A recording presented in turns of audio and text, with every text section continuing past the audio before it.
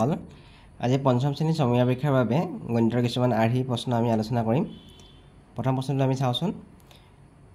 4 অংক বিশিষ্ট আটাইতকৈ ডাঙৰ সংখ্যাটোৰ লগত 3 অংক বিশিষ্ট আটাইতকৈ সৰু সংখ্যাটো যোগ কৰিলে হ'ব।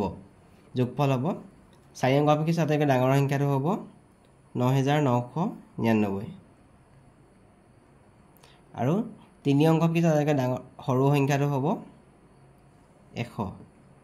এনে যোগ কৰোঁ 10099, গতিকে শুদ্ধটো হ'ব অপশ্যন চি। 2 নম্বৰ প্ৰশ্ন, তলৰ কোনটো অশুদ্ধ? 4000 + 40 + 4 4044 এইটো শুদ্ধ হ'ব। এইটো যদি আছে 40000 + 0 + 0 + 40 = যদি আছে 40040 এইটো শুদ্ধ হ'ব। আমি যদি এইটো কৰোঁ 40000 + 0 + 400 + 4, গতিকে এইটো কৰিলে এইটো নহয়, এইটো অশুদ্ধ হ'ব। ইয়াৰ শুদ্ধটো হ'ব 40404, এইটো শুদ্ধ হ'ব। গতিকে আমাৰ আনচাৰটো এইটো দিয়া আছে, গতিকে এইটো হ'ল অশুদ্ধ। গতিকে চি নম্বৰটো ইয়াৰ ৰাইট অপশ্যন, অশুদ্ধ। কাষৰ চিত্ৰত এ এটা বৰ্গ আৰু বি এটা আয়ত, তেতিয়া তলৰ কোনটো শুদ্ধ হ'ব? আমাক চিত্ৰ দুটা দিয়া আছে, এইটো এই চিত্ৰটো এটা বৰ্গ আৰু বি চিত্ৰটো এটা আয়ত। এই চিত্ৰটোৰ বৰ্গটোৰ বাহুৰ দিশ আছে 6 চেণ্টিমিটাৰ। আমি জানো যে বৰ্গৰ কালি উলিয়াবলৈ হ'লে বাহু স্কোৱাৰ, মানে দুটা বাহু আমি পূৰণ কৰি দিলে হ'ল। ইয়াৰ কালি আমি যদি চাওঁ, বাহু স্কোৱাৰ যদি কৰোঁ, ইয়াত আছে 6 চেণ্টিমিটাৰ। 6 চেণ্টিমিটাৰ দুটা পূৰণ কৰিলে হ'ব 6 × 6 বৰ্গ চেণ্টিমিটাৰ, তাৰমানে হ'ব 36 বৰ্গ চেণ্টিমিটাৰ। আমি যদি আয়তটো চাওঁ, আয়তটোত কালি হ'ব দিশ পূৰণ প্ৰস্থ হ'ব। ইয়াৰ দিশ দিয়া আছে 4 চেণ্টিমিটাৰ আৰু প্ৰস্থ দিয়া আছে 3 চেণ্টিমিটাৰ। এতিয়া পূৰণ কৰিলে বৰ্গ চেণ্টিমিটাৰ হ'ব। 4 × 12 বৰ্গ চেণ্টিমিটাৰ। আমি যদি আয়ত বৰ্গটোৰ পৰিসীমা চাওঁ, বৰ্গটোৰ পৰিসীমা হ'লে 4 পূৰণ এটা বাহুৰ দিশ, গতিকে 4 × 6 = 24 চেণ্টিমিটাৰ বৰ্গটোৰ পৰিসীমা।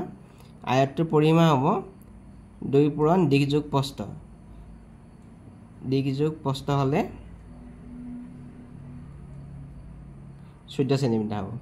আমি ইয়াত দেখিলোঁ যে প্ৰথমটো কৈছে এ আৰু বি কালি সমান, গতিকে এ আৰু বি কালি সমান। এৰ কালি পালোঁ আমি 36 বৰ্গ চেণ্টিমিটাৰ, বিৰ কালি পালোঁ আমি 12 বৰ্গ চেণ্টিমিটাৰ, গতিকে এইটো আমাৰ অশুদ্ধ। বিৰ পৰিসীমা এতকৈ বেছি। বিৰ যদি পৰিসীমা চাওঁ আমি 14 চেণ্টিমিটাৰ আৰু এৰ পৰিসীমা পাওঁ আমি 24 চেণ্টিমিটাৰ, গতিকে এইটো আমাৰ অশুদ্ধ। এৰ কালি বিতকৈ বেছি। এৰ কালি পালোঁ 36 বৰ্গ চেণ্টিমিটাৰ আৰু বিৰ কালি পালোঁ 12 বৰ্গ চেণ্টিমিটাৰ, গতিকে এৰ কালি বিতকৈ বেছি, গতিকে এইটো হ'ল আমাৰ শুদ্ধ। গতিকে ৰাইট অপশ্যনটো হ'ব অপশ্যন চি। 4 নম্বৰ প্ৰশ্ন, 34789 1000 হৰণ কৰিলে ভাগশেষ হ'ব। ইয়াক 1000 হৰণ কৰিলে ভাগশেষ হ'ব 789। 2 নম্বৰটো ইয়াৰ শুদ্ধ উত্তৰ। 5 নম্বৰ প্ৰশ্ন, ভাজক সমান 2, ভাগফল সমান 19, ভাগশেষ 1 হ'লে ভাজ্য কিমান? আমি জানো যে ভাজ্য সমান ভাজক পূৰণ ভাগফল,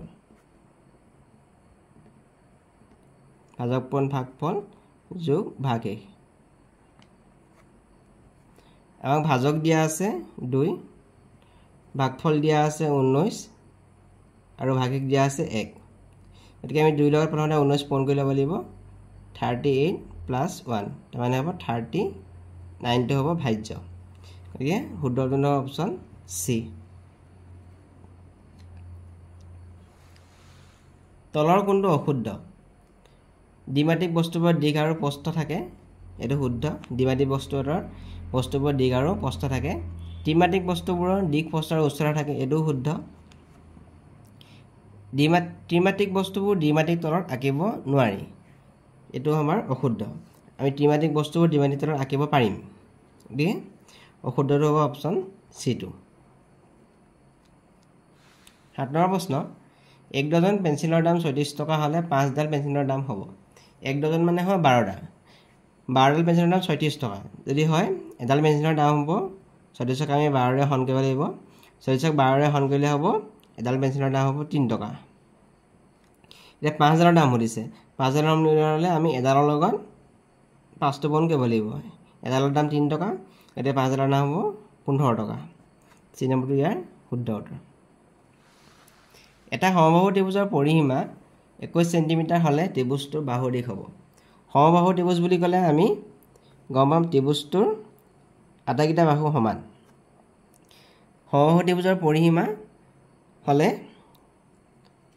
পৰিসীমা সমান 3 পূৰণ এটা বাহুৰ দিশ হ'ব পৰিসীমা সমান 3 পূৰণ এটা বাহুৰ দিশ গতিকে এটা বাহুৰ দিশ কিমান হ'ব আমাক পৰিসীমা দিয়া আছে 21 সেন্টিমিটাৰ গতিকে এটা বাহুৰ দিশ উলিয়াব হলে হ'ব আমি 21 টোক আমি 3 এ হৰণ কৰিম 21 টোক 3 এ হৰণ কৰিলে 7 সেন্টিমিটাৰ মানে এই গতিকেইটা বাহু 7 সেন্টিমিটাৰ আমি যোগ কৰিলেও আমি তিনিটা যোগ কৰিলেও আমি পাম 21 সেন্টিমিটাৰ গতিকে উত্তৰটো অপশ্যন C2 নম্বৰ প্ৰশ্ন তলৰ কোনটো এটা দিশৰ একক কিলোগ্ৰাম লিটাৰ মিনিট ফুট ইয়াত দিশৰ এককটো হ'ব ফুট দিনটিয়াৰ শুদ্ধ উত্তৰ 10 নম্বৰ প্ৰশ্ন দুটা সংখ্যাৰ পূৰ্ণফল 440 তাৰে এটা সংখ্যা 22 হলে আনটো সংখ্যা হ'ব আমি কি কৰিব লাগিব আনটো সংখ্যা পাবলৈ হলে 440 ক আমি 22 আমি হৰণ কৰিব লাগিব যদি আমি 440 ক 22 হৰণ কৰোঁ এত দুবাৰ যাব গতিকে আনসাৰটো হ'ব 20 আনটো সংখ্যা হ'ব 20 চিনেমৰিয়া শুদ্ধ উত্তৰ 5 অংকৰ আটাইতকৈ ডাঙৰ সংখ্যাটোৰ লগত 1 যোগ কৰিলে হ'ব 5 অংকৰ আটাইতকৈ ডাঙৰ সংখ্যাটো হ'ব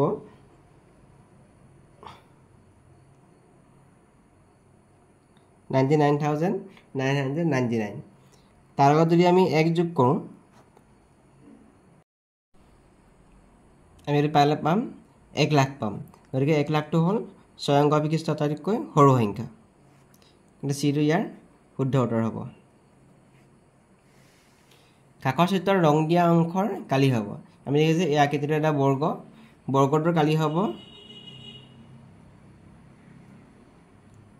বৰ্গৰ কালি হ'ব বাহু স্কয়াৰ এৰ বাহুটোৰ মান দিয়া আছে 6 সেন্টিমিটাৰ গতিকে 6 সেন্টিমিটাৰ স্কয়াৰ কৰিলে হ'ব 6.6 36 বৰ্গ সেন্টিমিটাৰ হ'ব গোটেই বৰ্গটোৰ কালি হ'ল 36 বৰ্গ সেন্টিমিটাৰ আমি দেখো যে ৰং দিয়া অংশটো গোটেই বৰ্গটোৰ আধা গতিকে ৰং দিয়া অংশৰ কালি হ'ব দুভাগৰ এক মানে হৈছে আধা ইয়াৰ গোটেইটো কালি হ'ব 36 বৰ্গ সেন্টিমিটাৰ এটো কইলে হ'ব এতে আমি 2 এ 36 ক হৰণ কৰিম 2 36 ক হৰণ কৰিলে হ'ব 18 বৰ্গ সেন্টিমিটাৰ গতিকে ৰং দিয়া অংশৰ কালি হ'ব 18 বৰ্গ সেন্টিমিটাৰ ইয়াত C টো ইয়াৰ শুদ্ধ উত্তৰ Please subscribe and share my videos